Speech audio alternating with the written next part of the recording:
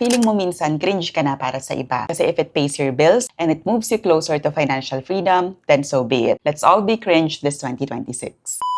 Sa hirap ng buhay ngayon, ito yung 5 bagay na dapat hindi mo na kinakahiya. This is part 3 of our Glow Up series where I convince you to stop wishing for financial freedom and start creating it. First is saying no. Every yes kasi comes with a cost. Pwedeng energy, money, or time. Learning to say no helped me choose experiences and purchases that actually align with my goals. Hindi naman ibig sabihin na nag-no ka sa gala ninyo or nag-no ka sa coffee date with friends, kuripot ka na or boring. It just means alam mo kung ano yung priorities mo. Number 2 is intentional hustling. Hustling isn't about proving yourself to anyone. Hindi man ibig sabihin na racket ka ng racket, may gusto kang patunayan sa iba. It's about making choices that move you closer to your financial goals. Kahit pa feeling mo minsan cringe ka na para sa iba. Kasi if it pays your bills and it moves you closer to financial freedom, then so be it. Let's all be cringe this 2026. Ang importante, aligned siya sa goals mo at hindi ka burnt out. Number 3 is frugal habits like making your own coffee at home. I used to feel shy for being matipid kasi feeling ko tingin ng iba pagiging kuripot yon. Pero ngayon, I see it differently.